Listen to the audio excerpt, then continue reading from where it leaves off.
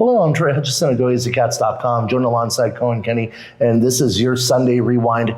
Arizona played ASU in the 98th Territorial Cup on Saturday at 1 p.m. in Tucson. And, ASU coming into the game was 7.5-point favorites. A lot of people thought maybe Arizona could piece the end of the season together, rally together and come up with the upset. I know I did. I thought Arizona was going to win the game, kind of go out with a bang and end the season on a positive note.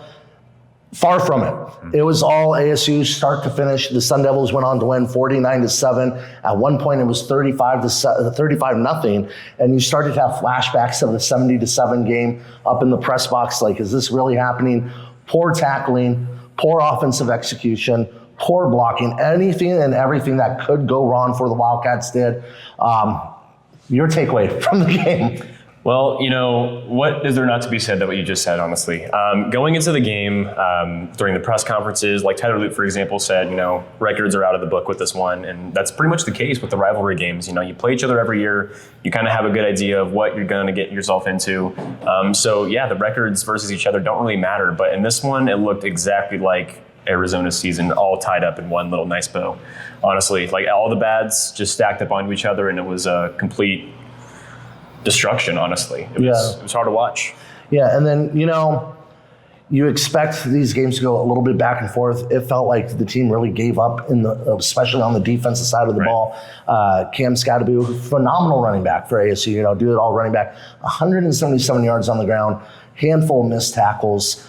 Meanwhile, not only are you rushing for almost 300 yards, you're passing for 362 yards as well. So you really had everything out there on the field and opportunity-wise. If you're the Sun Devils, offensively, it just didn't look like Arizona could get in rhythm.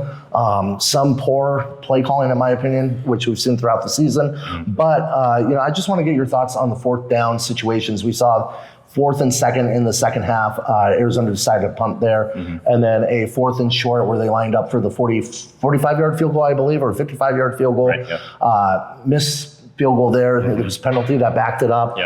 Just some weird decisions, in my opinion. I don't know what your thoughts are on that. Well, the way I look at it is multiple times this season, Arizona has found itself down multiple scores, especially in the first half. And at that point, it kind of makes you one-dimensional if you're the Wildcats. You can't really run the ball when you're down that much because it's just going to chew up that clock. It's not going to score you fast enough.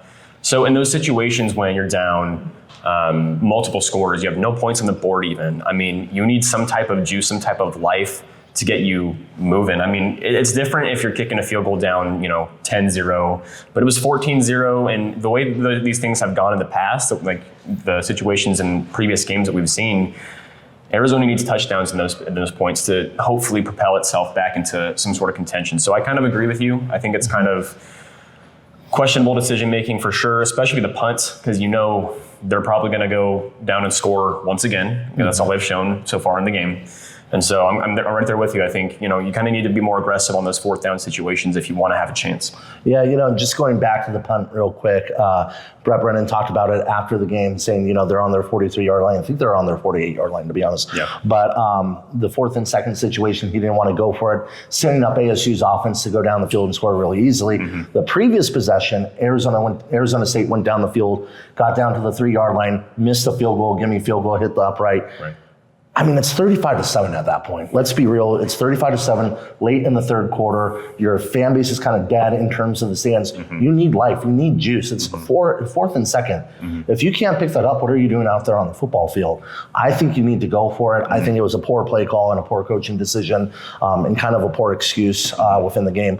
But that's kind of been the season all year in terms of conservative play calling, questionable play calling. And then after the game, he talked about evaluating himself, evaluating things that have gone on in the program in terms of how they go about their day-to-day. But the one thing that they really do need to evaluate is the coaching staff. When you have results like this, when you're picked to be one of the top 5 teams in the Big 12, a team that is supposed to compete for a Big 12 title, potentially college football playoff spot, and you're 4-8 and you win 2 Big 12 games and you get blown out in most of them, you got to do a lot of evaluation. Right. And I think there's no better example for Arizona's situation than comparing the 2023 season to the 2024 season. I know obviously every Wildcat fan is very aware of, the 10-3 season that precurse this one and how this season was supposed to be, maybe not as magical as that one was, but in some of the similar vein, retaining all the talent that you did. And the clear discrepancy there has to be coaching when you have, most of your star players. You have Territorial McMillan still. You still have Noah Fafita. You still have multiple defensive stars for you. And granted, got injured, this season, but still you have all these players that were playing at really high caliber of level just a year ago. I mean, at some point you got to look at the coaching and to get this group to mesh again in a way. So Arizona will not have an end of the season press conference. They will have their National Signing Day press conference as usual, as you do every National Signing Day. So I expect a lot of questions in terms of the coaching staff, sure. What's going to happen past this season.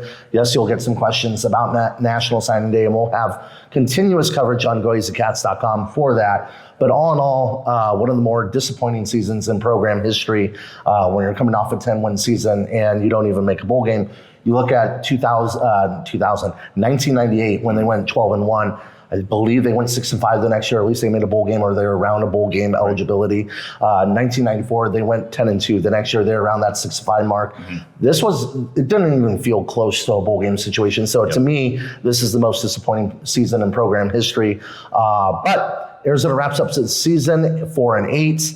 We will have National Signing Day coverage at GOAZCATS.com. Right now, the Wildcats have the 43rd ranked recruiting class on Rivals.com with 19 recruits. That could go up, that could go down. You never know in these situations. But be sure to check out GOAZCATS.com and all social media as well as we keep you updated on the Wildcats recruiting class. Again, I am Troy Hutchison alongside Coein Kinney, and we'll see you next time.